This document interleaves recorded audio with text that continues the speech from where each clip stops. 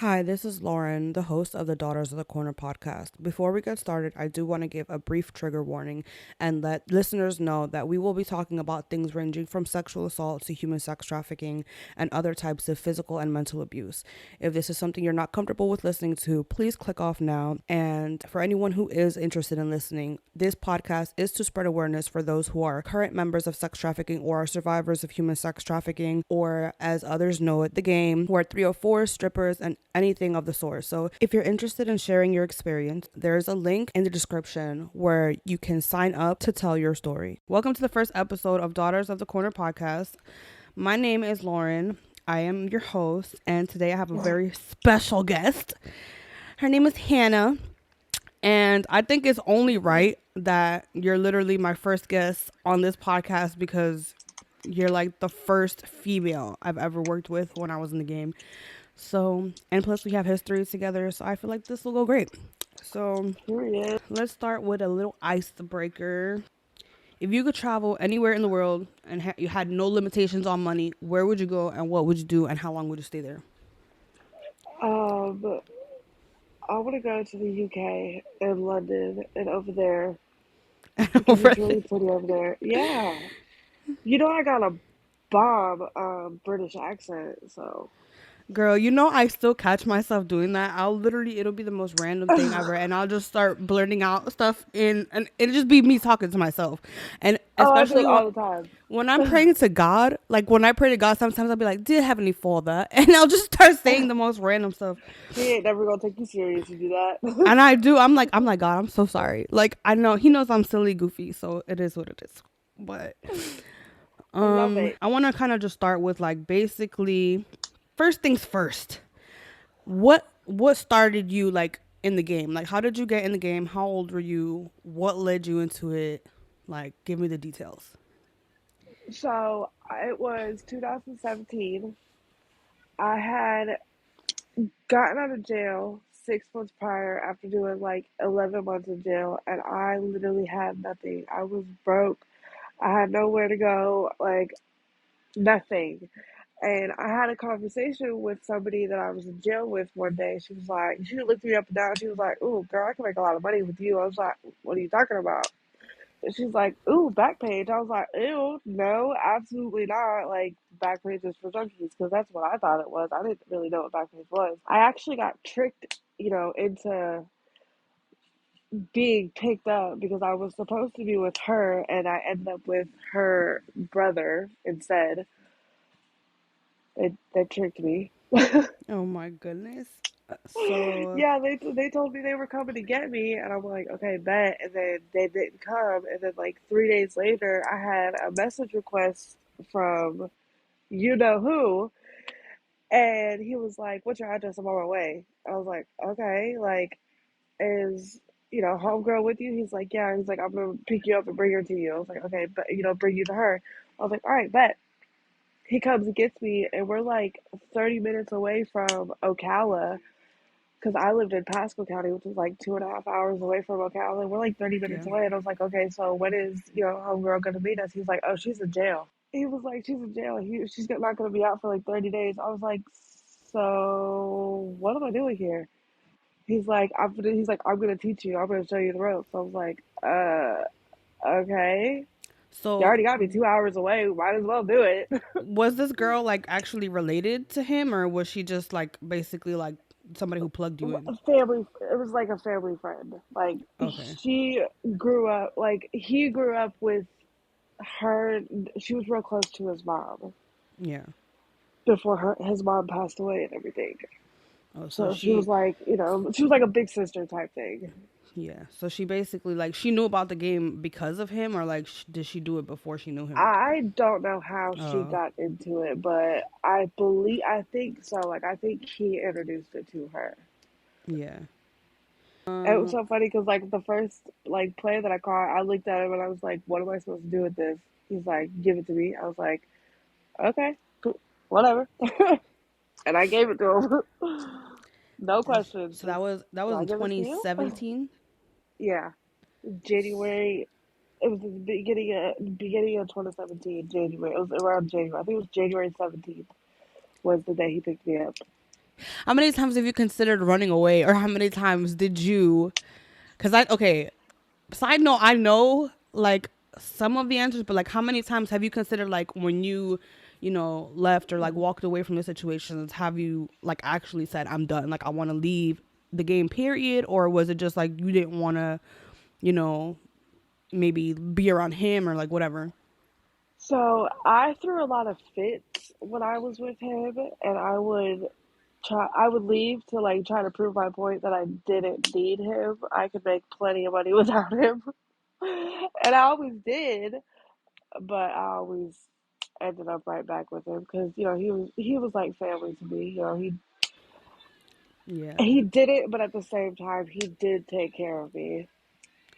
Yeah, we want to call that a trauma bond because I felt the same way about you know who. So like being in that situation, especially being with somebody who you started out with and then trying to do it on your own, like it just feels so foreign. Like you're Yeah, like, oh, I I might as well just go back because at least I yeah know see, what I'm dealing with, you know?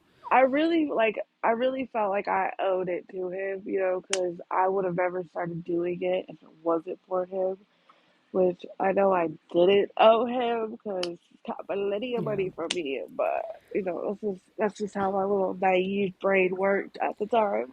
But see, at least you peep that. Like you can see like, hey, that was naive of me because that's something a lot of us get stuck in. I want to speak for myself when I say like, I felt like I owed him to an extent because something they like to say is, oh, you came in with nothing, you leave with nothing. But I didn't come in with nothing, I came in with something, which is the whole reason why you were, I want to say targeting me, but like the whole reason you like looked at me and said, "Oh, hey, yeah, I could do this with her because I know Ex- even if it's not exactly. Like financial, I she got came, in a you're way. not No, posting an ad. What are you talking about? bro, no. I came with everything that you needed. What are you talking about? I came with nothing. They want to say it like it's a financial thing, like oh, like you came in with nothing Yeah, because you you didn't came have in with money. no We had money, so you're not gonna leave no money. okay, obviously I had something that you wanted because if I came in with nothing, you wouldn't have wanted me in the first place. But I had something that you needed to get where you wanted to be. So technically, I had something, Exactly. whether it But was the my the body, last whatever. time I left though, I left with $1,000. When I left with about the same. And he I got mad at mean, me for taking the money, and it's like, how are you mad at me when I left you with somebody to make the money? yes. When I was able to leave, I want to say it was like in two parts because the first part was in Orlando. And when I left, I didn't think he had anybody. It was just me. I was like, I'm done. Like, I don't want to do this no more. And then I was in Orlando and I stayed at a hotel for like 3 days and I was like, I have to figure something out. So I ended up going back to Nashville and I got a hotel room there and I tried to work, but it didn't work. I couldn't do it. But he actually came to Nashville and had another girl with him by then. And this was probably like what, like a week after the fact, maybe a week or two after the fact. So he already had somebody else. So there wasn't a lot of pressure on me to be like, hey, like I need to because he has somebody else paying him, which is bittersweet in a way because it's like, okay, I left because I You knew don't what I need was me getting anymore. myself. Yeah. Not even just that, but because like I left because I realized what was happening, but now I know you're not too worried about me leaving because you have somebody else to take my place. So now she's gonna get the short end of the stick because let's be real about the situation. It was not ever what it was promised to be. It was always like Was it? a facade. Like, hey, I'm gonna do this for you. You do this, and then I'll do that. And it was kind of like, that saying or that metaphor, like the carrot stick in front of the horse, the carrot stick for the horse, or like the piece of cake on the treadmill. It was like a dream dangling, and you're just running, running, running, trying to catch it, and you're not going nowhere. Like that's what it was giving because it didn't matter how much money. I know, and I know kind of in your situation, I could speak for that too. But like, it didn't matter how much money we made. We didn't get the things that were promised to us. I was promised an Literally, like apartment. I didn't get no I apartment. was promised I didn't get a car. Like, so many things. Literally, like my license was supposed to get fixed. My record was supposed to get expunged. Like I'm still a convicted felon. Still don't have a license. Like I could definitely say there was too many broken promises. It's just working with him like that is something I will never even do again. And I already like when I first got into the game, I gave myself 5 years. 5 years, and if I didn't get done the things that needed to be done, I was gonna stop. if I was doing hella good, I was gonna keep going. But my 5 years, got cut short because I actually had a baby.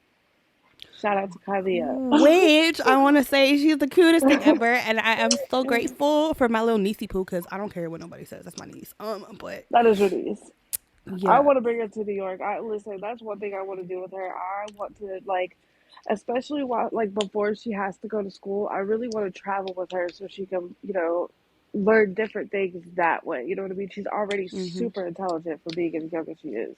Yeah. But Well, I got that's space if you ever another want to reason come. why I want to go to the UK. Like I really want her to experience living out of the country because that's Yeah. something that I never did when I was little, and I think she would love it. I think, like, going back to the conversation, I think that might be something else that intrigued us to be in the game because you get to travel everywhere. I know I still love traveling, like, I know, but I love it. another question I want to ask is like, okay, so like when you were working, what were like things you did to make sure that you were safe? Like, aside from like just physical, like maybe like sexual protection, like condoms, etc., blah blah blah, whatever. Like, what are things that you did, or like what are ways that you stayed safe while you were working?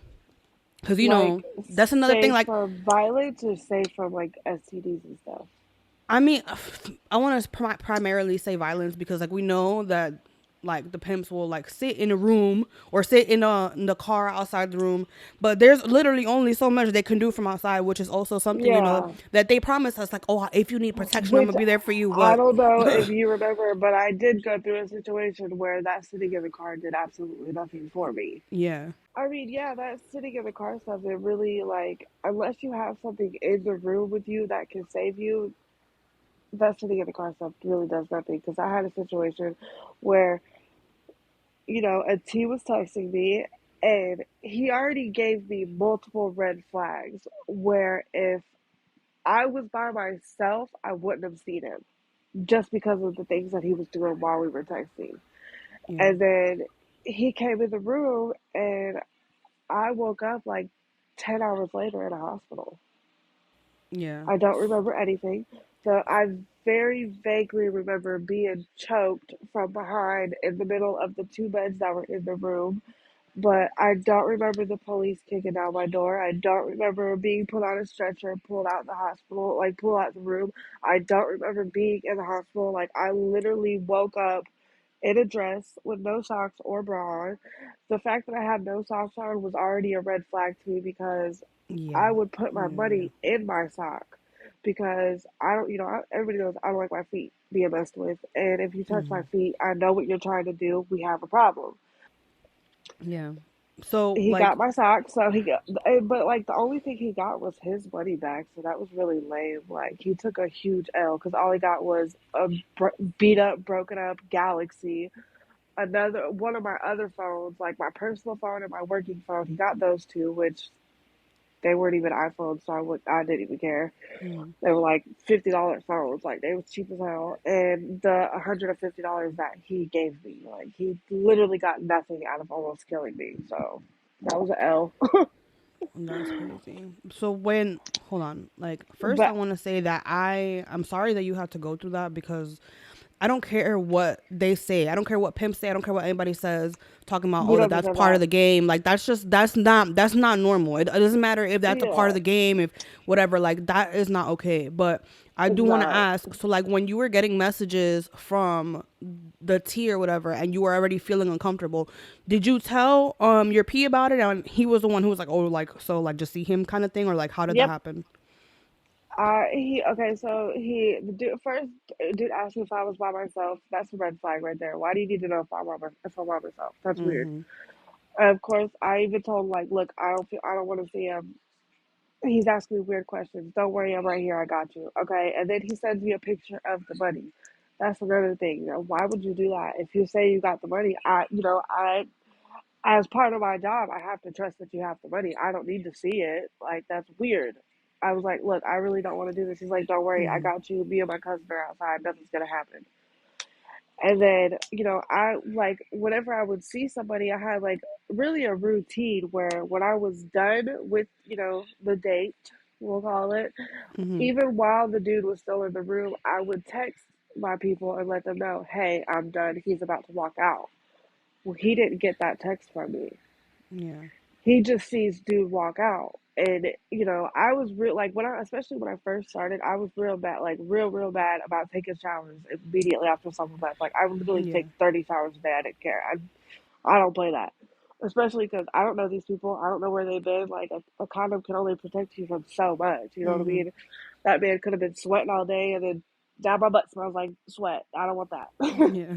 So I would take showers, but I would always text him like, "Hey, I'm done. Dude's about to leave. About to get in the shower real quick." He didn't get either one of those texts from me, and he still sat there and just watched the room. And then I guess after so long, he was finally like, "Okay, something's not right," because she still hasn't texted me. So he sent his cousin up to the door, Mhm. and I guess his cousin heard me in there like choking and screaming, which I don't remember any of this. And he Yeah. like got real scared, ran down to the car like, bruh, she's in there, but the door's locked, can't get in. So he comes up to the door like thinking that I'm playing, talking about, Mhm. DL, calls out my whole government name. Mhm. Open up the door. And he said that all he heard was me going like screaming, but you could tell something was stuffed in my mouth to where nobody could hear me.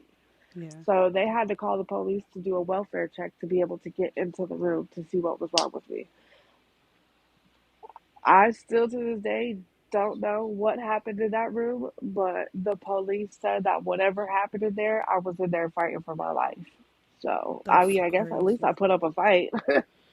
So Ain't wait. gonna get me. The only thing I can do now is laugh to not cry, Yeah. and be very thankful that even though I feel like, my people should have been like, that Yeah. dude shouldn't have been able to get out of the parking lot. But also, if it wasn't for them being outside, nobody would have ever found me. So, Yeah.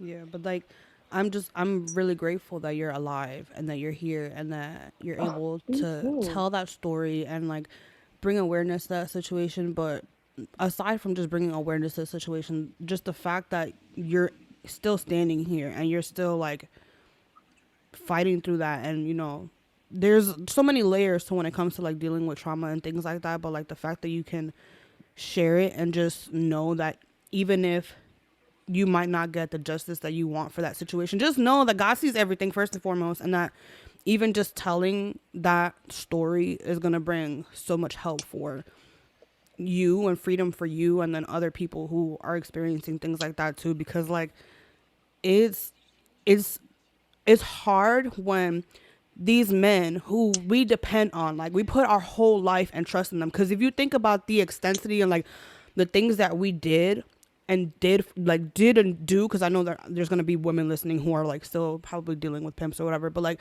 the things that we Exactly. did or do for these men just for them to like put us on a back burner is crazy. But like the devotion that we had to try to make sure that they were good while putting ourselves firsthand at risk and dealing with crazy stuff just to make sure they had food on the table is just like absolutely insane. No, it really is sad. Cause like I sit here and I think about it, I'm like, damn, like I really risked my life for something that would like he wouldn't even go out fighting for me, and that's crazy to me. To have like they have no respect for us at all. Hmm. Too like that, even that blows me like probably Yeah. just as much. Yeah. Yeah. Cause I remember Peace used to say, oh, we love our hoes and blah, blah, blah. No, you don't. You don't even know what that Yeah, means. Like, like how can you say you love me, but like if I do one thing that you don't like, I'm considered a fag. because that word was like, okay. My thing is like, how can you get on about being a fag when you're literally who I learned how to be it from? I left him over that. I did. Oh, I wasn't gone for very long, but I left because you're not gonna disrespect me and think that I'm gonna be okay with it. Like what? And then he would get on me when I started doing it too. Oh, you're mad now, but it was okay when you were doing it to me. I'm not supposed. I don't have to. I can't. I don't have the right to be mad. I don't have the right to be upset. But you don't like it when it's being done to you. Oh, okay. Double Yeah, standard. that's Oh, that's okay. that's how a lot of that's how a lot of the game was though. It was a double standard. In my mind, it didn't compute, like it didn't make sense to me because Yeah. I always thought of him as the person, well, he claimed to be, I would never, and it was crazy because all the things that he used to say I would never about were things that he He actually did did. he did all the And time. I was just like, but what's crazy, I didn't realize until it was, I wouldn't say too late because thank God I'm still here, but like I didn't realize until a year and a half, almost 2 years in, that how much of a liar and how much of a manipulator he was, because I was blinded. And I don't want See, to. They like to I say love is blind. knew That was not. I don't know what was it. I don't know what it was, but I was blind. I knew for like 100% facts that when my dude was lying, like when he was lying, I knew what he was. But he would like he would act like he wasn't lying, and then when I would catch him in lies, it would be like, "So, what are you gonna do?" Da, da, da, da. Like, why? Like, what was the point in lying to me? I don't give a. You are not my man. I do not care what you do. Don't lie to me because you don't have to. You're not my man. You don't need to lie to me. Yeah, We but were see, never on that's that type of level. It the was crazy, when I ooh, was lied to, that's when I would get mad. bro. Because But see, that's what I why was did about to you feel say. like you need to lie to me? That's the craziest part because I remember even before getting into the game, when me and what's his face met, I told him, and this is probably that meme where it's like, oh, he knew right then. That's where he effed. That's when I knew right then and there that I messed up, because when I met him, I was like, hey, listen, I've been cheated on before. I've been lied to before. I've been through all of these things. And I like you. I really do. Because I remember the first conversation we had, we were like on the phone all night. Like we were on Facebook Messenger, and then we video chatted for like a good 12 hours.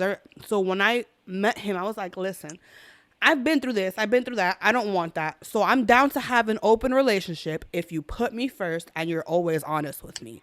Girl, why did I say that? Because that man saw it as a green light to play with To me, do you to do any kind of way. exactly what I said I didn't want to do. Because it's like, okay, you think in your mind is making sense, like, oh, I'm telling him what it is up front.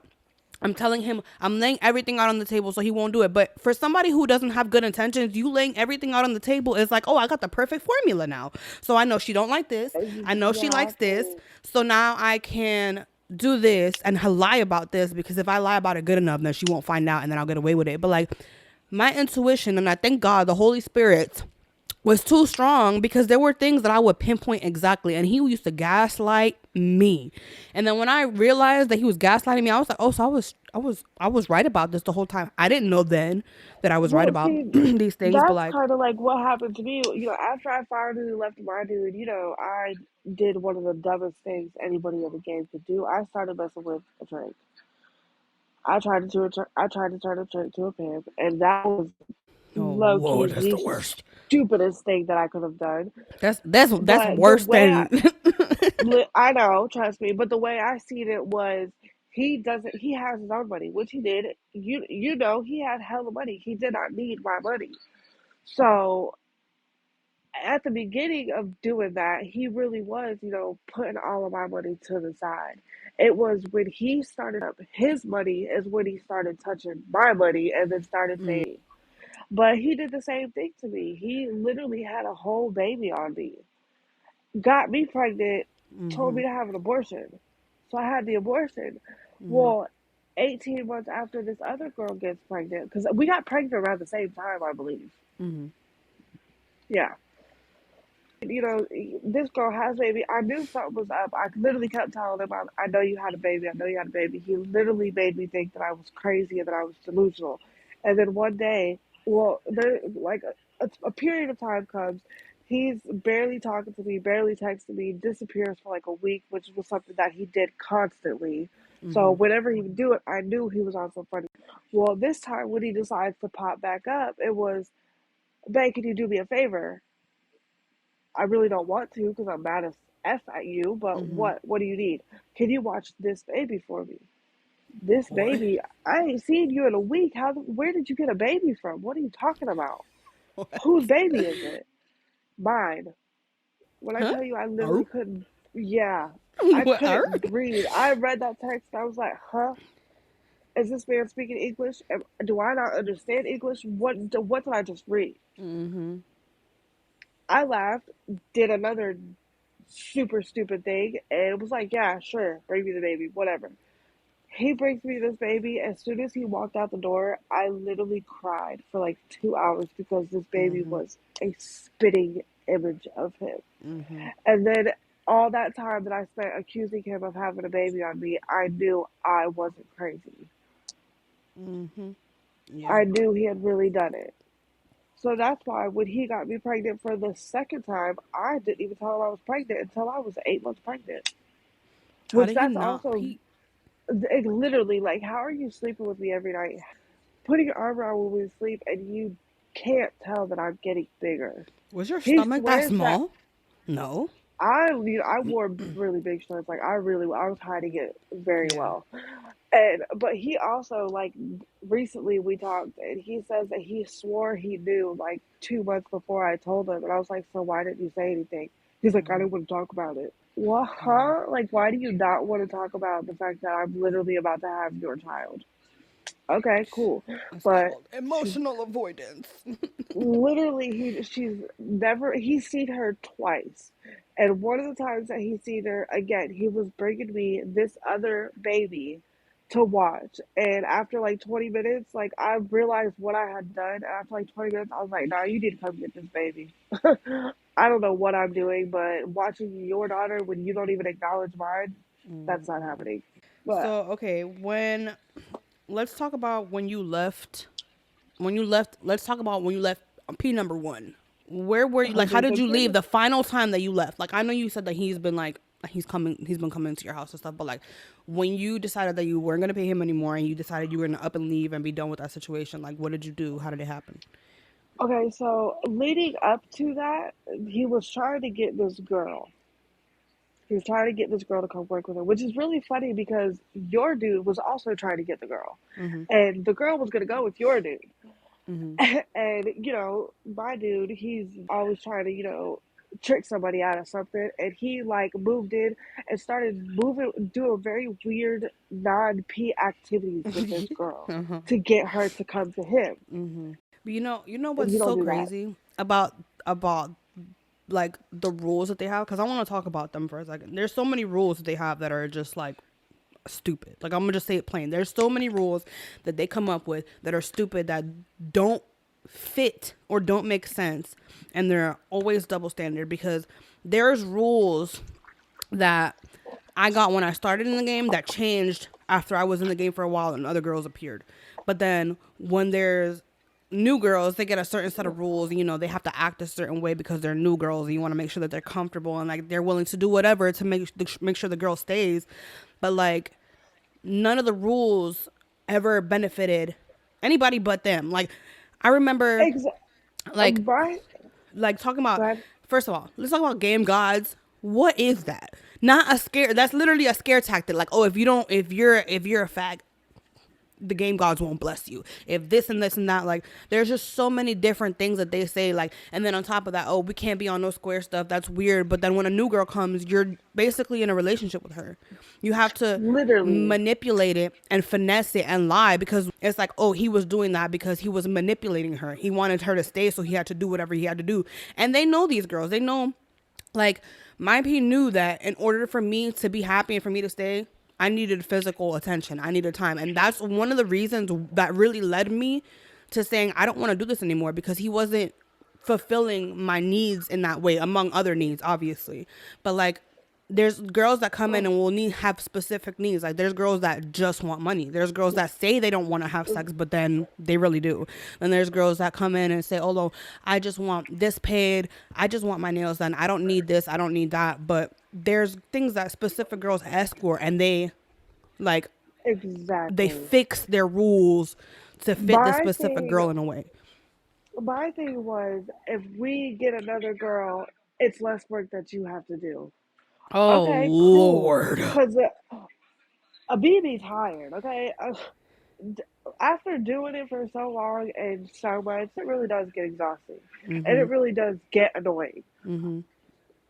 I will never say that I loved the money.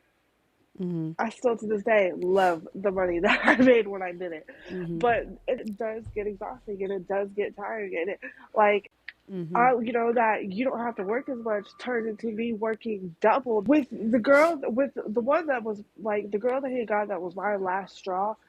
This is this was my problem. When it came down for her to fly to us, she missed the plane twice. Yeah. And I'm very firm believer in things happen for a reason. That girl Mm-hmm. missed that flight because she wasn't supposed to be here. Mm-hmm. And then she missed it again. Don't do it because at this point, like I'm not making as much money because we've been sitting here for too long trying to get this girl here. Stop spending my money on it. Like period. Stop. Yeah. I'm not paying for another flight.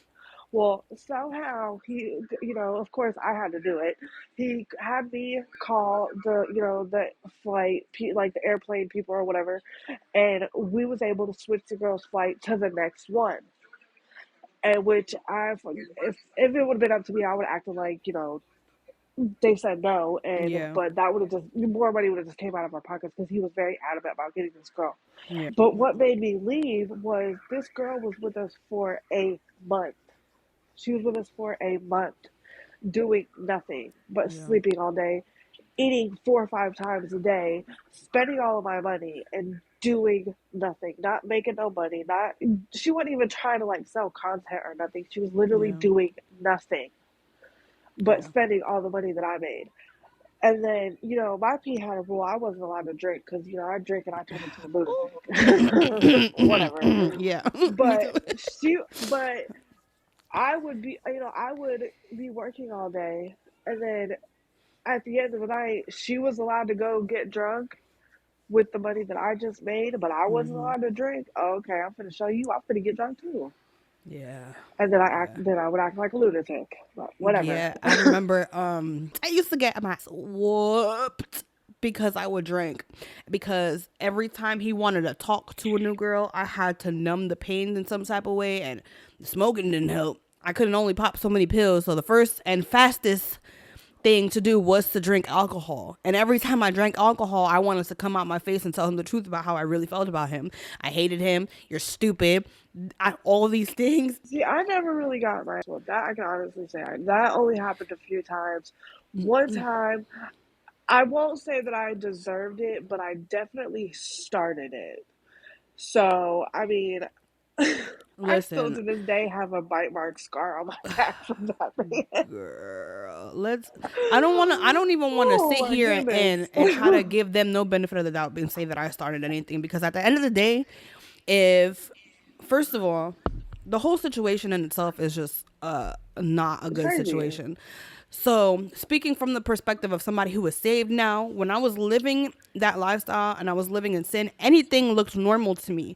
But Because they being in made that it seem like predicament, normal, like, oh, you yeah. do wrong. Yeah, so Like you no, but mean to at the end of tell the me that day, I do something no. wrong, you're going to treat me like a toddler and whoop my butt? I'm not, I'm sorry, but I'm grown. I'm an Yeah. adult. That is not And happening. I remember when my P used to tell me, "Oh, you're the only girl I've ever had to whoop like this." I don't believe you, sir. I might be the only one that fought back, but I do not believe you, because there's no way Exactly. in hell that you put your hands on me like this and I'm the first person you've ever done it to. There's no No, see, way. It mine, don't make he used sense. to do it. I guess he used to be like, he used to be all hinges before me. I was the one that really didn't have to get it as bad as they did. And then the girl after me, the girl that came that I left because I speak like every other day, I guess. Yeah. Yeah. So I'm the main one that, like, I'm the only one that never, even at first, it was he was scared to put his hands on me because he didn't know me, which he didn't. We didn't even know Mhm. each other's names the day he picked me up. Yeah. So of course he was a lot more, sensitive with me than he was with anybody else. Yeah. But once he knew, but even after he knew me and he knew that if he whooped my ass, I wasn't going to call the police because that was his biggest fear with me was Yeah. he was going to beat me up and I was going to call the police on him, which first of all, I'm not gonna call the police. I'm gonna call somebody scarier than the police. Because from my city, I have plenty of people that all I have to do is call, Yeah. and they will be on a flight to where I am or wherever I am, and they will show him why he doesn't put his hands on me. Like in New York, when I ended up with those two black eyes, Yeah. one of my people from my hometown, he literally for weeks until my black eyes went away because they lasted about a month. I had two of them. for a month every day. What's his name? Where are you? What city are you in now? What state are you in now? What's his name? What's his name? And I wouldn't tell him. Yeah. I like I said, I didn't deserve it that bad, but that fight I did start. I picked up a phone and I hit him in the face with it. After I accused him of stealing my phone when I lost it downtown in New York. I will That was say, I was drunk. yeah. I was drunk. I I don't don't know what even, you happened, know but what's crazy? I don't even remember when we were, I don't even remember being in New York. Like, there's so many, not that I don't remember being in New York, but I don't remember like what happened when we stayed because there's so many different places that we've gone to that little, like, memories will pop up into my head. And I was like, oh my God, I forgot well, about that. Oh my God, I forgot we went this there. Oh my God. this time in New York, when I had got drunk and all this, you were with that other dude. Oh yeah. Yeah. Okay. Yeah, Yeah. you was with him, Yeah. and my dude had gotten that really young red girl that was like super pretty in the face Yeah. and stuff. Well, come to find out, the girl was only 17 at the time, and that's why she didn't stay with us. And nobody knew how old she was until we had left New York with her. Yeah. So once we got to Nashville, he found out how old she really was. He sent her on a bus right back home. Like, you will put me away for 20 Bro. years. Go. Nope. Speaking of that other guy, you know that guy got arrested for human trafficking. He's doing prison in New York State for 17 years. Wasn't there like something to do with children involved in that? Like Well, minors? according to the article, he had two underage girls working and he carved his initials into one of the girls' legs. And mind you, God is so great because this was literally right after I left. I was with him for what? I think it was 2 months because it was from November of 2019 to January 2nd. Them girls came in, I think, late January, and then all of this stuff happened in like March or April. I don't even remember. But it was just so crazy because it was like literally like right after I left, all this stuff started happening. Like he had these underage girls, and then this is when they moved to Miami, and yeah. But like What I happened to googled all it. his other girls that he had? I don't know. I know there was two of them that like I think they had started like doing content together or something, and then they just disappeared. I didn't see them after he got convicted because when I tell you I saw that and I was like, bro, that is insane. You know, Dapper DZ, he's still in the Yeah. feds right now. Yeah, I'm sorry, look, I love him. they haven't That convicted was my him yet, dog. right? No, not yet. I It's guess crazy. It's you know one what's of so his crazy? hoes snitched on Because him, but none of them have showed up to court for his yeah. trial. But didn't he get caught with So stuff? that I'm not sure. I know Oh, I know how he got arrested was one of his girls got caught up and she yeah. told on him. Oh, But when it came down to his trial, I guess none of the girls showed up because I guess they had multiple statements on him, and that girl yeah. Diamond, she was one of them that wrote a statement on him, but no, none of the girls that wrote statements on him showed up to court. Yeah. Yeah, no, I don't know. I think I had looked at the article and they say he got caught with guns and like a whole bunch of other stuff too. That's why I said that. But I don't even. Yeah, I don't know the extent to his case But because I okay, already left my people when right after that happened or right before he that shit wasn't the happened. only one that got arrested though, because got arrested too. Oh, ugh, I don't like him. It's crazy because these men, I'm gonna say this, these men outside of their day job, which is pimps, and I'm gonna call them what they are because a lot of them are human traffickers, but that's another story. But right now, they were not bad people, but you know why we say they really weren't bad people is because we didn't have to deal with them directly because of their personality. This is something that they all have in common is they're very talkative, they're very persuasive, they're very charismatic, and they might be cool and stuff, but like underneath the surface and underneath all that, they are not good people. But Well, yeah, see, go ahead. I dealt with my dude even after because when I first got with him, it was Backpage, Yeah. and then we was we was outside of the car one day trying to upload more credits, was what they were called, Yeah. to Backpage, and it wouldn't let us. It kept like declining the card, and we're like, dude, what's going on? We just bought this card. We know there's money on it. We know everything's cool. Well, he goes and he like tries to go to the Backpage website, and it's got that Fed seal on it, saying that Oh yeah, they shut it basically down. the Feds took Backpage. And this is gonna sound so bad, but I literally cried. I cried my eyes out because it was Mm-hmm. like, dude, I looked at him, I was like, so are you gonna send me home? He's like, what? I was like, well, if I don't have a way to make money for you, what am I here for? You know what I mean? Like, I really thought he was gonna get rid of me. Well, that night, I Yeah. made like $700 on POF, that Plenty of Mm-hmm. Fish app. Yeah. And then that's around the time when that Snapchat premium stuff started like going up. Yeah. And he had tickets to a seasonal game or whatever for the Tallahassee football team. I forget what they're Mm-hmm. called. And he went to the game with his sister, and while I was at his sister's house, I just $100, $50, $40, $80, and I was like, like finally once I was done, collecting all my money, I was like, hey, look at check your bank account, see what it says, Yeah. see how much money's in there. He's like, there is no money in there. I was like, well, look, because I think there is, and I make like $900 doing it, and he was like, Wow. oh yeah, we finna get on the road. I'm like, get on the road, go where? What are you talking about? What are we doing? Yeah. How? What? And then that's when we found out about Skip the Games and Adult Search. Mm-hmm. And then a couple months later, that Mega Personal came out. Yeah. So I will Okay. say we definitely found a way afterwards. Yeah, that's one thing about it. They're innovative. We was gonna make a way. We didn't care how it was we gonna happen. exactly We made a way, and that's a great I want to say transferable skill because I've been able to use that outside of there. I'm resilient. There's ways I'll find my way around exactly. There's a way anything. to But exactly. so okay, I want to ask you another question. So, being in the game, like, how has that experience impacted like your mental health and your well being? I can't really. I don't know if you would call that mental health, but being in the game has definitely affected my pursuing in relationships for Well, sure. yeah, yeah, yeah. I guess That's that's considered as mental health, but it has definitely messed with my head in that way because I like even still, and I haven't been in the game in almost a year, especially mm-hmm. since after having my daughter. Yeah. But I I don't want to talk to anybody unless they're giving me money. I Okay. don't give anybody the time of day unless I know I can get money out of them. Yeah. And Let's that's really see. hard. That's another question I can ask. What were like your biggest challenges you faced in the game? My biggest challenges.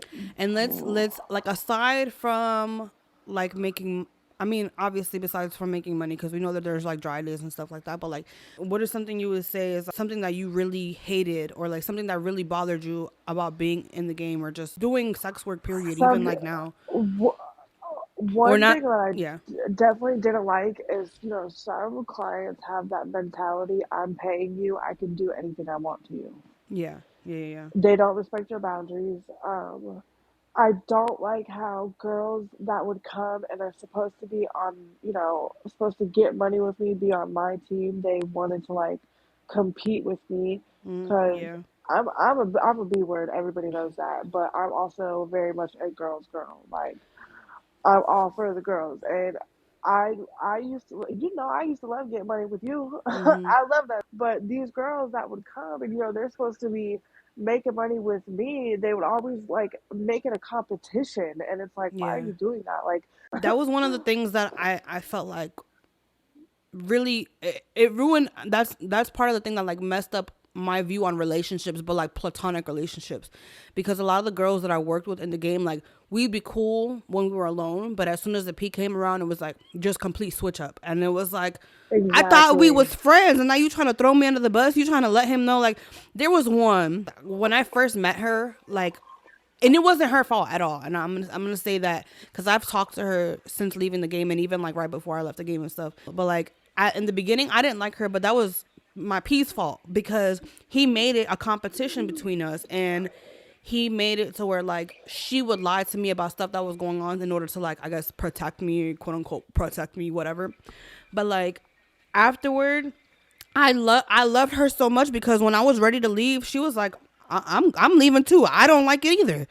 And in that way, we were really cool. But it was just a lot of competition, which ruined it. So now, like I had to grow out of that, and God really had to deliver me from that, because I don't know how many people or females that I've tried to have friendships with that I'm just like, I don't know if I can trust them, or like just that mentality Exactly. that somebody's gonna, be my friend in my face and then do stuff behind my back, and I'm gonna just look at them or like feel stupid. But that See, was, even my P, he told me one time, like with the last girl that he got before I left, he lit because me and her, we were cool as fuck. Like she was my dog for real. And then, but then, he would come to me and be like, "Oh, she said this, and she feels like this," and then he straight up told me that he likes to play his hoes against each other, because when he they does work that, harder. they go harder Yeah. because they try to outdo each other. You need to make up for all the money that you have spent this last month anyway. So go ahead and outwork yourself. I will be over here chilling, not doing nothing. But then it would be crazy because it's like anytime I tried to take a break, if the other girl, there was only one girl who could keep up with me out of all the girls that he tried to have me work with. And I will say, did too. But then after a while, it was kind of like, okay, there was feelings that See, started to get involved. Feelings started to come out when things were going a certain way, and it was just like, okay, in the beginning it was cool, we were making money, but then after feelings got involved, one stopped making money, and then I'd have to make money. But then if they started making money, I couldn't take a break because it's like, oh, why are you not making money too? The whole point is for y'all to both be making money. And I always in got the the short end four of the stick. years, Like, exactly. In the 4 years that I was with him, the only girl that ever made more money than me was, and she only made more money than me because she was doing things that I wouldn't do. yeah. Like she was the type that could go out with, a tea and go on a dinner date for an hour and then go back to their house for another 2 hours. Like so she was making really good money Yeah. when she, first started, when I first met her and started working with her. But other than that, she's ever been able to touch me or the amount of money that I made. I want to shift gears because I know we've been on here for like an hour, and I know you got to go to work. Okay, so as of right now, like, you're no longer doing like dates and stuff like that, but you still do like OnlyFans. Okay, so I probably see like three regulars that I've been seeing since like 2018, and I only see them when it's in between my paycheck time and I don't have any money. Okay, so do you see yourself like long term, short term? Do you see yourself leaving the game indefinitely, or like do you have plans to do that, or like where's your I mind mean, at? I basically already have left it. Like honestly, if I made more money at my job, I wouldn't even be seeing the regulars that I do see. Like Yeah. I don't make enough money, Yeah, that to was be gonna be my honest. next question. So, like, what is holding you back from like not engaging in any type of sex work? Like, no, not even a regular, not OnlyFans. Like, what is it that you see, or aside from obviously it's the money, but like, is there anything? Just like give me a list of things that you feel like are holding you back from like fully being like done. I'm not doing this no more, like kind of thing. But I don't make enough money. It's because if I made more money, I like, because when I had two jobs, I didn't catch plays. I didn't care about my OnlyFans. Like I Yeah, didn't do anything. But I lost one of my jobs, so I only have one job now, and the one job that I lost, it took me from like I was making like $2,000 extra dollars a month with that job. yeah, So that that really hurt me, like yeah. really bad.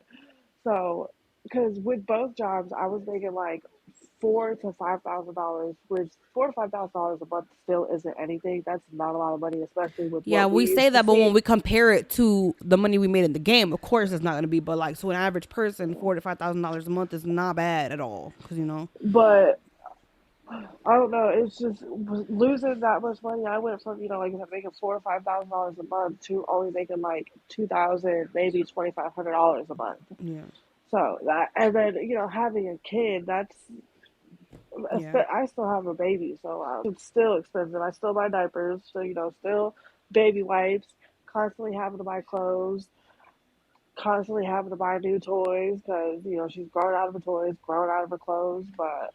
Yeah. What would your dream job or like your dream business, what would you want to do? Like if you had the opportunity to do that, like there was no funding issues or like anything, what would you see yourself or what would you want to do? I don't know. I like working in the hotel industry. I do like doing that. Mm, But I've always wanted to be a content creator, but just not a sex work content yeah. creator. You know what I mean? Yeah. Like, because my life is already unbelievable. And like, it already is absolutely ridiculous. Yeah. Even not being in the game anymore. I Yeah. probably would have done real good if I was doing it while I was in the game. But even not in the game, my life is still like, well, does she really goes to things like that? Like she really does like it's still Girl. ridiculous.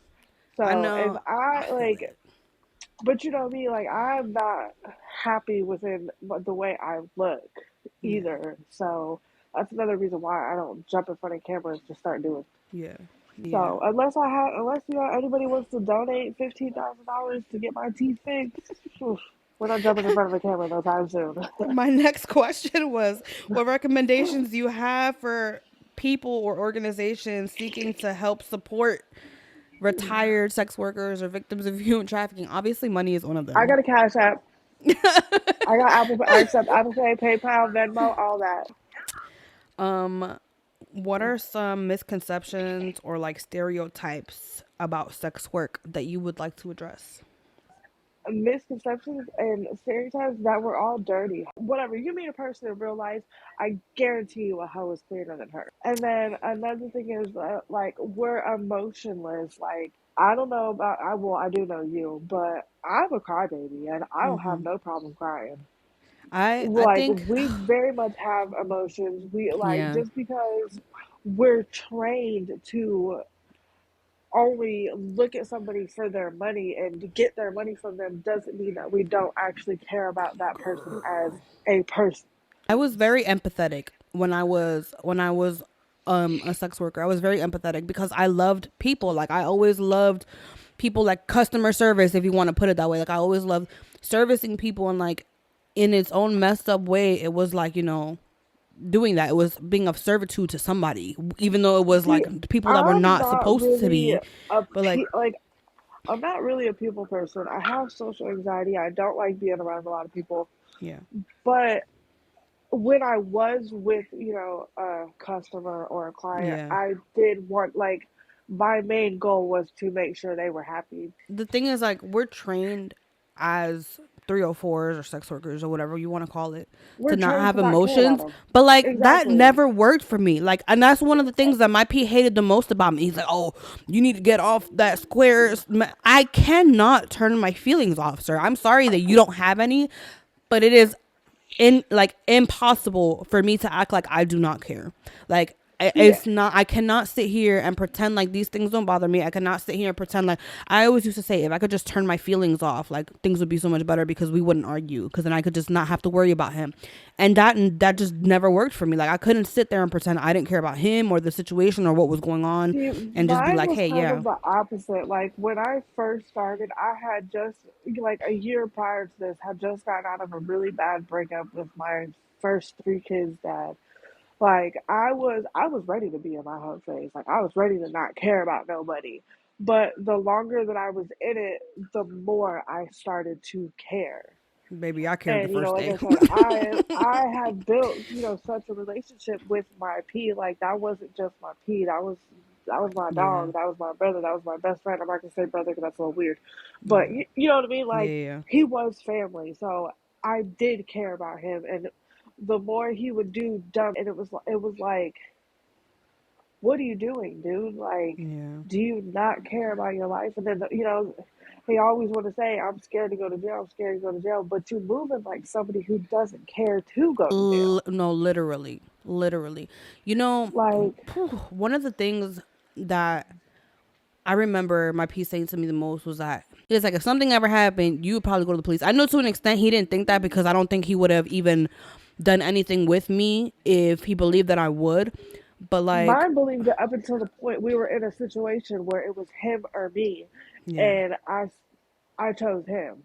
yeah, I don't know. I don't think he was around for this yet, but it was in Minnesota. It was in Minneapolis. And this was before we got pictures from Yeah. teas. Like, this was when all we had to do was, are you affiliated with any type of law enforcement? No. Okay, come on. And Yeah. at this time, I wasn't answering my own phone. Like, for the first like 2.5 years, almost 3 years, I didn't answer my own phone. He answered the phone and set up all the plays. So after this is when I started answering the phone, because I was like, dude, no, you already sent the police to me once. So we're not doing that again. I got Mm-hmm. this. But he sent somebody to the room, and it was so crazy because as he was walking down the hallway to walk, away from the room, the police, like, they shoulder checked each other, walking past each other. Mm-hmm. And when I opened up the door, the first thing the dude said was, "Is there anybody else in here?" And I automatically, "What? What are you talking about, huh?" Yeah. And I was like, "No, what?" And I went to like slowly start shutting the door. He put his hand up on the door so I couldn't shut it, and pulled his badge out. I was Mm-hmm. like, "Oh boy, here we go." Like, what do you want? Where's your money? I don't have any money in here. I'm not stupid. I'm not giving nobody the chance to rob me. Well, where's your pen at? Do I look like somebody that's gonna give up my money? Like, what are you talking about? Like, and even the officer, like, after he was done talking to me, I guess because the we was at a hotel and then there was a restaurant next to the hotel. Mm-hmm. My P, he went to the restaurant because he really didn't have nowhere else to go. Yeah. So he went over there, and the police came over there and talked to him, and he said that still to this day says that as soon as he saw the police, he instantly got scared. He thought I told on him. But then when they walked up to him, they're like, she's saying she doesn't even know who you are, but her room is in your name, so that's kind of weird. But she's saying that you don't force her, like, she does on her own. She doesn't give you any money, so we can't even touch you. Yeah. Now, because of what she just said is the only reason you're not getting put in handcuffs right now. But they told him, which I think is funny, especially now that I don't do, Mm-hmm. anymore. They told him that he needed to get me help because Yeah. I told the police that I was never gonna stop. I was gonna do this until I was old and crippled, like, Yeah. and then now I don't do it anymore. So I think that's really funny. But they're like, Mm-hmm. she literally saved you. Like, she is the only reason you're not getting put in handcuffs right now. And he said ever since that day he's trusted me with his life. And I was like, damn, you, like, I know you for 2 weeks and we got pulled over. Mm-hmm. Police put both of us in the back of a cop car, pulled me out, started asking me, "Are you being human trafficked? Do you know who this man is?" And I was like, "Dude." And they're like, they found a bag of condoms. They're like, "Well, why do you have all these condoms?" I said, "Y'all don't have protected sex? What are you, disgusting?" Like, I had a real reckless mouth when it came to the police. Even then, they're like, "Well, we can't do anything. She said you're not trafficking her, so y'all can go." It's so crazy because when I was with my Pete, I think we had two issues with the police. The first one, I don't know if you were there. I think you might have been there. I don't remember. We were in Ohio. We had went to go get our nails done from L, and after this is when I think it was there, and me and getting our No, nails I was in done. jail. Okay, yeah. And we decided to drink. And because these two decided to leave us alone, and knowing that I had alcohol, and I walked right next door to go get me a can of margarita or Four Loko or whatever it was, and I chugged them. And as soon as I finished getting my nails done, I got in the car and I rushed to the Airbnb because I was like, I don't understand why they're leaving us here. What are they about to go do? Especially when I was drunk, I used to get in my mind like, what is he about to go do? He's about to go do some freak stuff, and I'm not putting up with it. I got to the Airbnb before they did. They left before us. I don't know how I got there before they did. When I tell you, he beat the crap out of me, and I had opened the door and I ran outside and I was like, yeah, help, help, help, because like he would not stop, and I didn't know what to do. So I went outside and started screaming help. I guess one of the neighbors called the police. The police showed up, and they were like, oh, what's going on? Was he putting his hands on you? They had put him in handcuffs, and when I saw them putting him in handcuffs, girl, I started breaking down. I was like, please don't take him. I'm drunk. I didn't mean it, blah blah blah. And they let him go. The second time, this was the only time that I ever got questions and like asked if I was being trafficked or if I was okay. I think we were on our way to Texas, and the car smelled like weed, so they checked the trunk, and in the trunk they saw the suitcase, all the toys, and like all the condoms, and they were like, are you okay? They like pulled me aside, and they pulled him aside, and they're like, are you okay? And I was just like, oh no, like, blah blah blah. And he let us go. But other than that, we had not ever had an issue where the police asked me if I was being trafficked. And it's that is insane, and I'm grateful for it, because honestly I don't know what I would have done or what would have happened if in those situations, like, something crazy would have happened. But something I learned recently from somebody who is in the anti-trafficking organization, that it only takes one time for it to become human trafficking. And to me that didn't make sense, because I'm like, these men, no, they swear, like, they obviously they don't want to go to jail, so they try to make sure they do everything they can to make sure that it's not human trafficking. And a lot of people think that like human trafficking is like, oh, like people getting kidnapped and being forced and doing stuff. But the human trafficking is like, if, let's say for example, you say you don't want to see a trick, for example, like let's say the situation that you had where, you know, you ended up in the hospital or whatever, you say you didn't want to see the trick, but he told you you had to do it anyway. If you said no and he said yes, that is considered, to the like police and stuff, that's considered trafficking. Like it only takes one time. And I was like, that's crazy, because the way that it was broken down to me was like, oh, like, you know, like rape only takes one no. If the guy's asking you and you say no and he does it anyway, that's rape.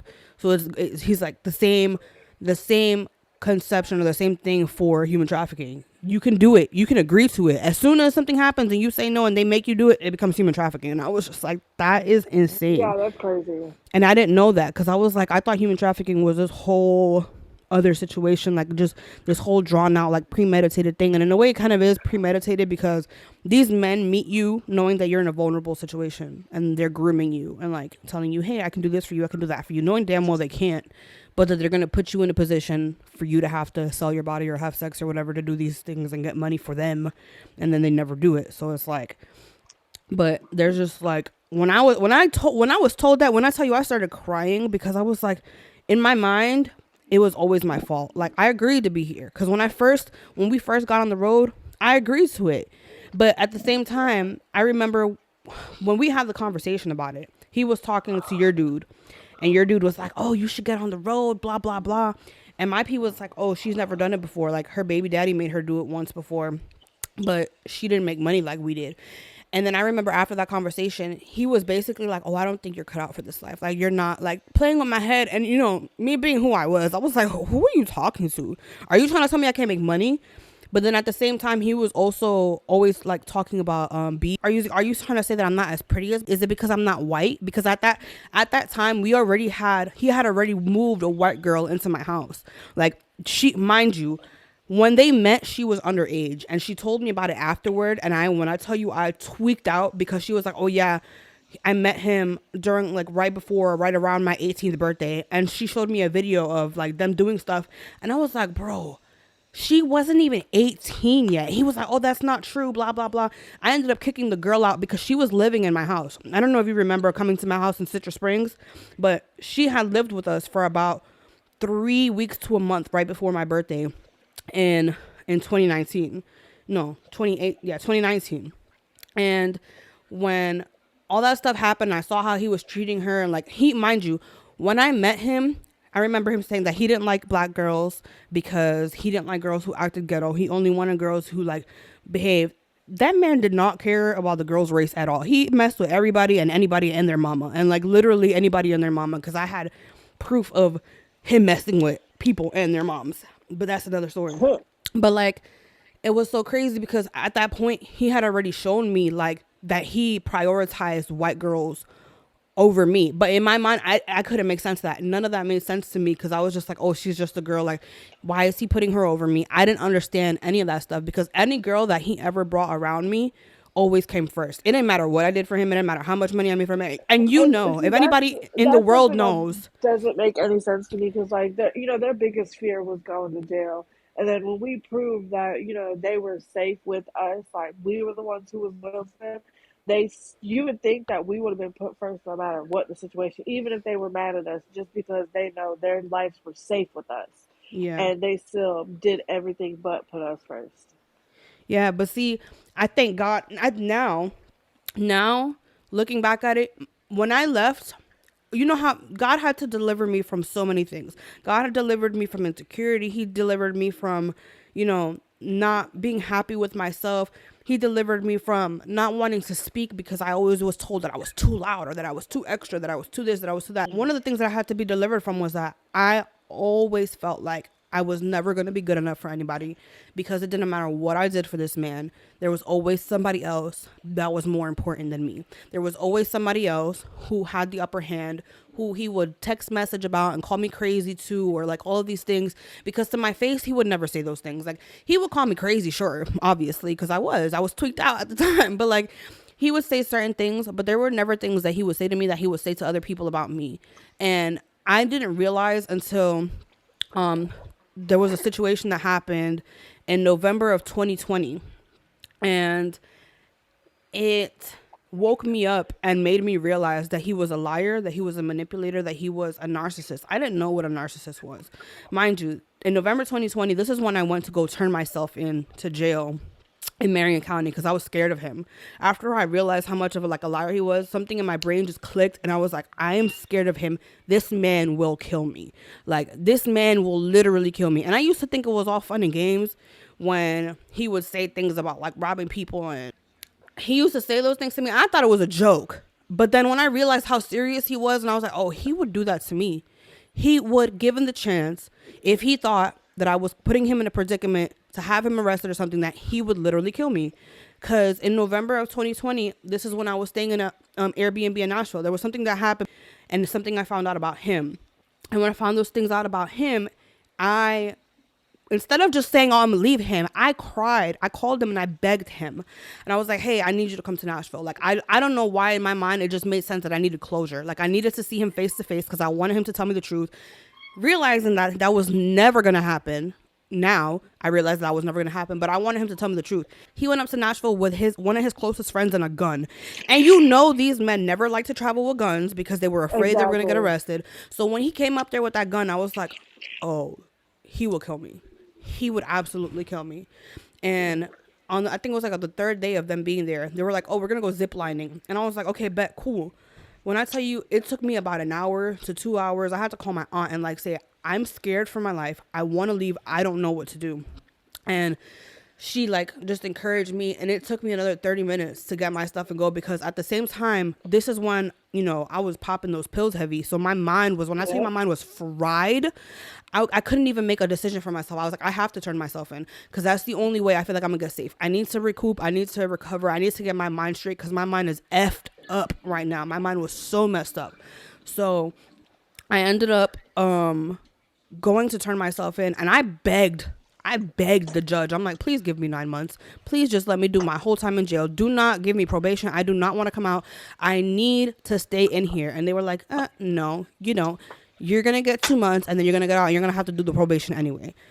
So when I got out on probation, I ended up going to my aunt's house, and I couldn't stay there long because my aunt was like kind of strict, and she was like, you know, well, it wasn't really her, it was her husband. Like, her husband was like, he has a type A personality. Like, you have to have a job, you have to be straight, no messing around, like no drinking, no drugs, no none of that. He knew the kind of lifestyle I lived, and he was like, okay, well, you have a certain amount of time to get yourself together. I don't know how you're gonna do it, because how do you go from making that much money to now going back to having a regular job? You're gonna struggle. And it was really messed up, but he was right. Like, I didn't know what I was doing. I was too prideful to go into a shelter.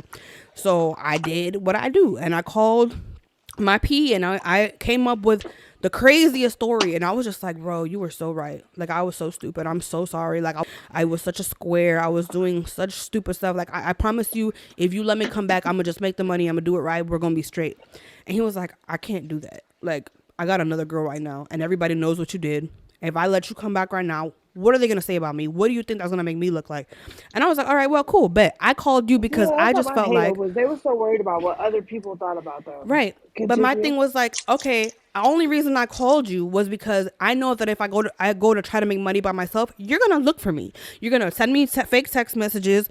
You're going to have your dude. He's going to send me fake text messages, because they used to love to do that. Anytime I left, I would get messages. Hey, where you at? What you doing? Like, I didn't know it was them. I knew it was y'all, but I would get those messages, And I was like, that's the only reason in my head. I'm like, that's the only reason why I contacted you. Cause I'm like, if I make money and I try to do it by myself, you're going to come looking for me. And I don't need the added anxiety of worrying about you coming trying to find me because I'm making money and I left you. See, So I I was was like, very surprised that when I left, my dude left me alone. Like, for the most part, he left me bro, alone. bro, but you After know a what's little bit, crazy? he started being weird and trying to like tell. He thought, for whatever reason, like I guess when I left, a lot of people put in his head that I left because I was in love with him and I was mad. And if Mm-hmm. you know me and you Yeah. knew our relationship, you know I was not in love with that man. Yeah. I just, I messed with him. So when I Yeah. left, like Yeah. I don't know who put it in his head because you were there. I believe you were there when he did it too. He tried to tell me that he was in love with me, thinking that that was gonna Bro, make me come back. And when I'm he like, dude, said I that, I don't was give like, a you damn. know that that's cap. She knows that that's cap. You think that's gonna work? I was like, That's oh, you're literally gonna keep messed me up. away.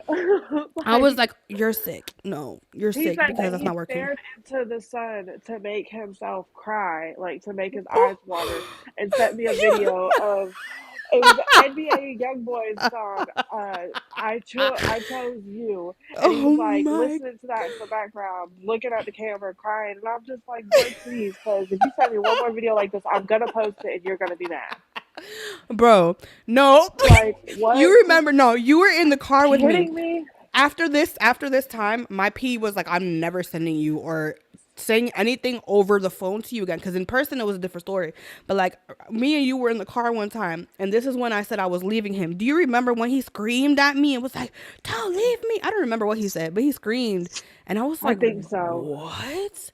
We were driving. I think we were Is this leaving from the real? Super What are you 8 going doing? toward going down that highway that's that leads from the Super 8 to the other side of town.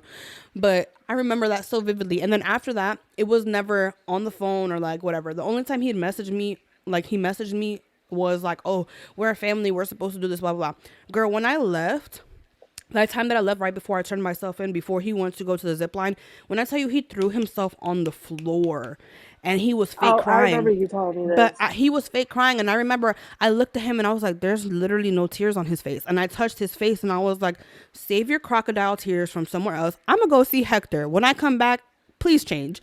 And then when I came back, he was like, oh, don't ever accuse me of lying on my mom. He used to love to play that mom card. Like, oh, my mom died, because he knew I'd feel bad for him. Like, I understand. I would not ever wish that on nobody. And I'm not even finna play those games. But like, first of all, there's a difference when you're Bro, they genuinely both sad lied about on their mama something. all the time. There's a difference when you're genuinely sad about something, and there's a difference when you're using it to manipulate somebody to have feelings for you or to feel bad for you. And that kept me around so much. But that time I was just like, bro, no. And then Like, what are you doing? when I came out of jail and I ended up going back with him, he had the other girl. I was like, bro, I remember the first day I got there. Well, it wasn't the first day, it was the next day, because we went to get our nails done.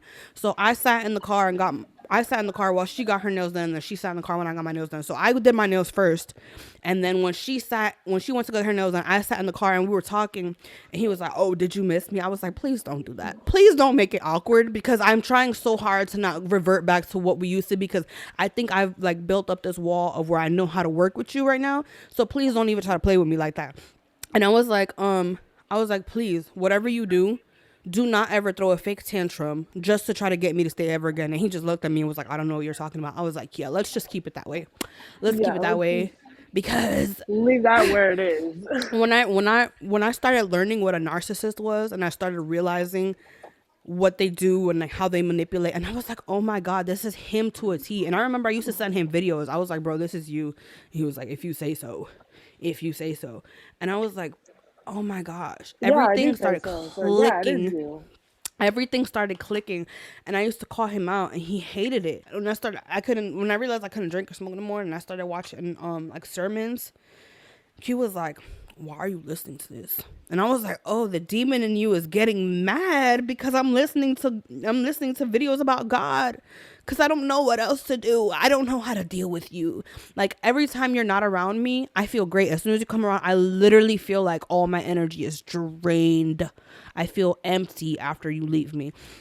And then I had convinced him. I was like, let me just work on auto. Please let me just work on auto. Like, you don't have to be around me. I'll send you the money. We'll be straight. And he did for a minute.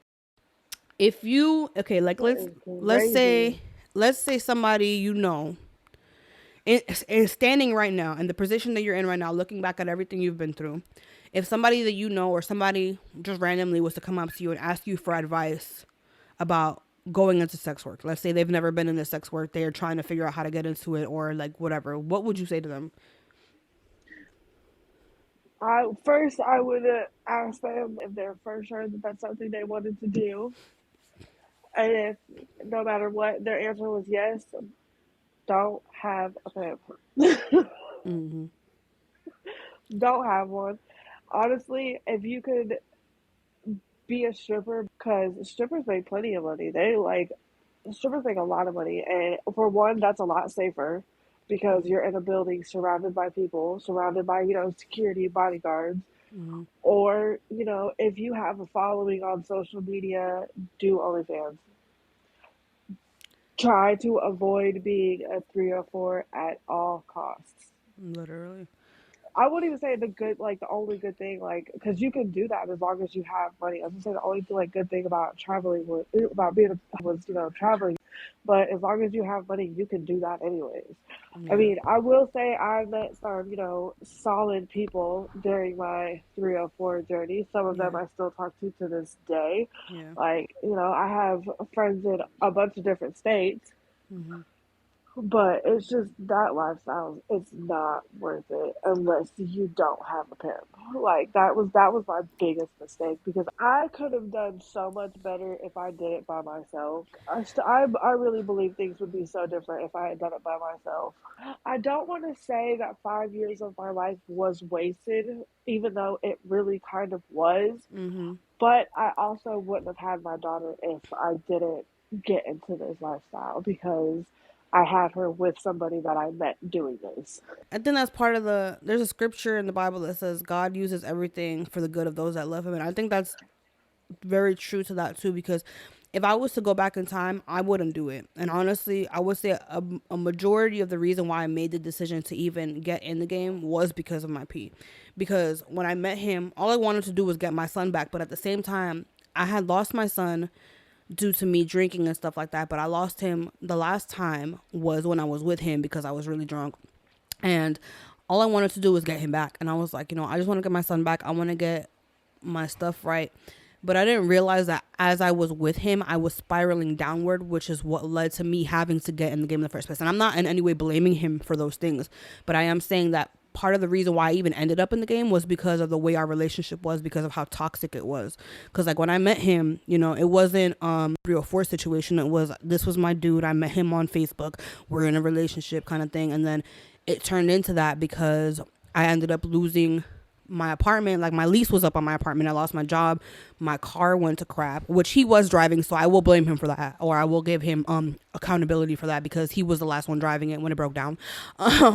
And then the situation with my son, but then from there it was like, oh yeah, like he had already been mentioning the game to me, like, and I didn't realize that, which is part of the grooming process. And it was like in ways he was kind of already manipulating the situation to put me in a position where I couldn't say no because I didn't know, like I trusted him. As messed up as the situation was, like I trusted him. And it's crazy because looking at it now, being an outsider to my own life, I can look at it and say, hey, well, that was not good. That was that, I have a different revelation now, a different perspective now. Because when you're in it, you think that these people are trying to help you. Like you're like, oh, you're just trying to provide a better life for me. But at the end of the day, they really do not care about you. They do not care about anything that you want in life. They just care about what they can get out of you in that moment, and they know that they'll do whatever they have to get it. Because as soon as you say you're ready to walk away from it and you want nothing to do with it, they don't want nothing to do with you. They don't care about your life. They don't want to be friends with you no more. At least not in my situation. Like it wasn't like, oh yeah, we could be friends after this. No, nothing, non-existent.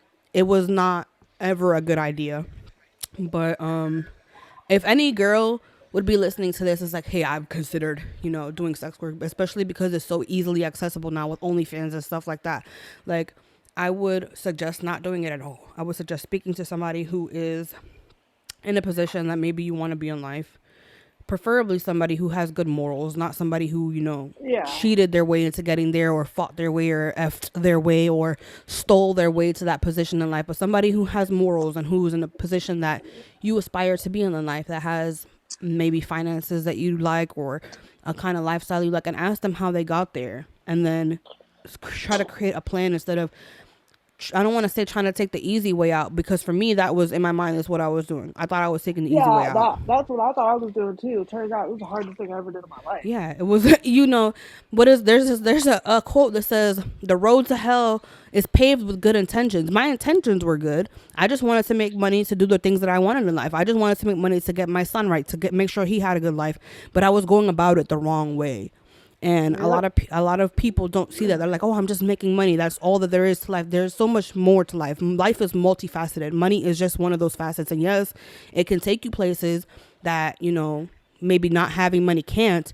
But all of that stuff comes with time. And I think the best part of life is that you need to have patience in order to get to these places, because half the part of life is the journey. You can get to a destination and not be happy because of how you got there. So, like, Exactly. trying to do things the right way, it doesn't matter if you think you're taking the easy way out. It's not, because at the end of the day, the easy way out still has consequences in the end, and I'm paying Yep. for them now.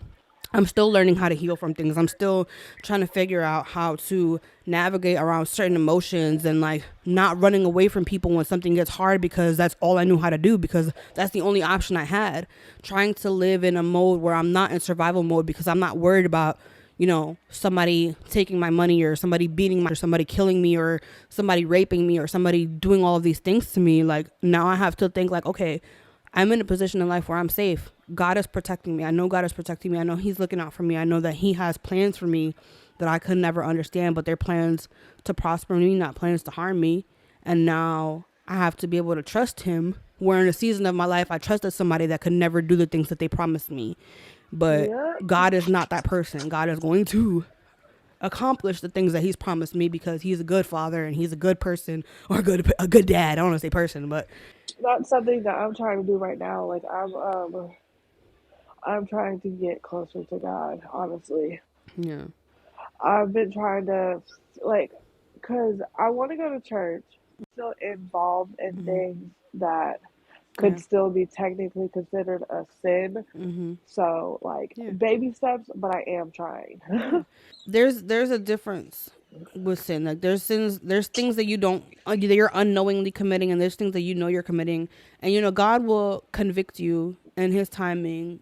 He will press into your heart certain things that he doesn't want you to do anymore, and when that time comes, it's your option. It's your choice to say, "Hey, okay, God, I want to do it your way, or I want to stay trying to do it my way." Because at the end of the day, I know my way didn't work, and that was one of the reasons why I gave my life Yeah, to my way God. is not working at all. I knew that was one of the reasons why I gave my life to God. And when I surrendered my life to God, I said, "God, I want your way," because I will never forget this. One of the things that actually, I want to say, a spiritual awakening. I don't want to use a new age term, but like, it literally helped. It was like the initiation of my eyes opening to the fact that there was a spiritual realm, and that God was real, and all of these things. But like, the first thing that I ever did was shrooms. I don't know if you remember, me and her did shrooms in a Yeah, I hotel remember. room. We did shrooms in a hotel room, and when I tell you, I was like, "Bro, something is happening. I don't know what it is." But then I was chasing that feeling. Me and what's his face did acid one time. We were in Florida. I did acid one time by myself, and that's like, it started really, no. The first time I did acid was with him, because I had the shrooms with him. But then the first time I did acid was with him, because I kept telling him, like, I think you should try shrooms, because it gave me a spiritual awakening, and I kept praying that he would have a spiritual awakening and stop being, to be real.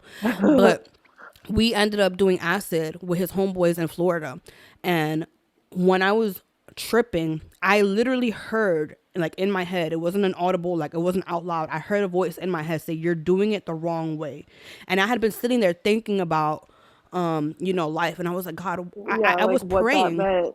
Yeah, I know, but I was praying at the same time, because I was tripping, but it wasn't a bad trip, But it was just like I had so many questions, and I'm like, God, what is wrong? Why do I keep getting to this number? I make it to $15,000 because that's kind of the number that I maxed out. I make it to $15,000 and then I get depressed. I fall into depression. I can't work for weeks. I'm living off the money I made, and then I do it all over again. And it feels like I'm walking through this revolving door of trying to get somewhere, but I cannot get there. So God, what is going on? And that's when I heard that voice say, you're doing it wrong. And I remember when we came out of that trip, I told him, I was like, I think we're doing it wrong. I don't think this is the way God wants us to make money. I don't think this is the way. And he was like, oh, you must be tripping. And I was like, no, like I'm here. I'm all here. I'm 100% saying I'm telling you, this is not what God wants. This is not something that he wants for us. Because I had been in my mind, like making it okay, or like justifying it, because, you know, everybody would say, oh, you know, it's the oldest profession in the Bible. Like there's prostitutes in the Bible. You think God is mad at that? But that was a twisting of the word, which is something that the enemy, the devil, does. He'll literally take a scripture from God and twist it to make it do something that it's not supposed to do. Because the whole purpose of God showing that there's prostitutes in the Bible was to show that anybody can be redeemed of anything, not to say, oh, you can keep doing it because, you know, it happened already. No, it's because everything that's in the Bible is stuff that has happened in this world and things that continue happening. And he's trying to show us how to navigate out of that. So when I realized that I was doing it wrong, and I was like, all right, God, I have to do it your way, because the way that I'm doing it, I'm never going to get anywhere. I'm going to stay stuck here. I'm going to be up under this man for the rest of my life. I'm going to be miserable for the rest of my life. I want to be loved. And around this time, I also started feeling like, God, I want to get married. And, you know, being a 304, that's like the worst thing you could ever say. You're never going to get married. Yeah. You're a 304, whatever. But then I remember saying, like, I want to get married. I want a husband. I don't know where that desire came from, because I had always said I was never going to get married because, you know, my parents had got divorced, and I just thought it was the most disgusting thing. Like, it was just uncomfortable. And I was like, I don't ever want to put myself in that position. And God is the type of person, you say never, he's going to be like, you bet? Are you sure? Are you positive? Because you saying never, you don't even know what I got in store for you. Never say never. Never say never. You know what I say now? Not ever, because I'm not ever saying never again. But I was just like, I remember that, and I'm like, you know what? Yeah, I don't want to do it my way no more, because my way is miserable. I'm sad. I'm anxious. I'm depressed. I can never be happy. Like every time, even there's just a glimpse of joy, it would be like if I was spending money on something, or like going to a new city, and then it would be immediately taken away because I would be miserable again. So I'm like, God, I'll do it your way. What you got? Because I'm tired of me. I'm tired of me. And it's when you come to the end of yourself that God is like, okay, now I can step in and do things my way. Are you done? Are you sure you're done? Because if you try to put your hands back on the wheel, I'm going to step back until you're ready to take your hands off the wheel. You got to let me drive. This is something I'm going to say this because I feel like God might want you to hear this too. Yesterday I was in Washington, D.C. because it was one of my things. I like to take a trip on the days that I'm off from work. So Saturday, usually I'll go somewhere. So I went to Washington, D.C. yesterday, and I've been having this issue. I don't want to say this issue, but I've been having this problem where I'm having trouble surrendering to God in certain areas of my life because of, you know, just trauma, things that I've been through. And I was always a logical thinker. Things had to make sense to me. The numbers have to make sense. It has to add up for me to be like, okay, I'm going to do it. But that's not how God works. God wants faith. So I was thinking about something yesterday, and like, I was thinking about, you know, how God wants me to trust him and let him be in control and all these things. But, you know, after being, I don't want to say in a relationship, but being up under somebody who took advantage of that, you know, what's his face, who took advantage of me being able to trust him, God was like, I'm not your ex. Like, I'm not going to hurt you like he did. I'm not trying to control you or tell you what to do for my benefit. I want you to have access to everything that I have to offer you. I will never abuse you. I will never take advantage of you. I created you for my pleasure and yours. I want to take care of you. I want to show you all that life has to offer. I want to show you that you can trust me. I know it's hard to see me past the lens of what you've been through, but I want to create in you a new mind, a new heart, and a fresh perspective to see me for who I really am. I know you're tired of hurting, tired of trying, and tired of repetitive cycles, but I'm here to help you break those cycles. This isn't another toxic relationship. The love I have for you doesn't compare to the love you thought you experienced. Just rest in me. I'm not asking you to do anything else. Find time to rest in me and me alone, and there you will find the peace you are looking for. And I was just like, oh. That's crazy. I was like, what? Definitely something I needed to hear. Because I was like, how do I do that? Like, I try to read my Bible. You know, the enemy likes to send attacks your way. You get overwhelmed by things. I start reading my Bible. All of a sudden, I'm thinking about the dishes I have in the sink, or the fact that I have to do work tomorrow or something else. And I'm like, God, I just want to spend time in your presence, because when I tell you, there's nothing like God's presence. Something a lot of people have, issue that people have with God, is that God is not a physical being. And I'm not saying this in a way where, like, he's not just, you can't just reach out to him and touch him and hug him whenever you want. You have to seek him to get in his presence. There's times where he'll just pour his love out onto you because he knows you need it. But it's a relationship where if you want to spend time with him, you have to seek him. You have to listen to worship music. You have to activate the spirit. Listen to the Bible. Listen to sermons, because that's the way that God speaks to you. But like, I have always associated love with physical. Growing up, that's the only way I ever received love. If somebody hugged me, if I had sex, that's how I received love. So now trying to receive that love from God was hard, because I'm like, God, you're not physically here. All right, so hit me up. But I love you. Love you. Be safe, please. Yes, ma'am.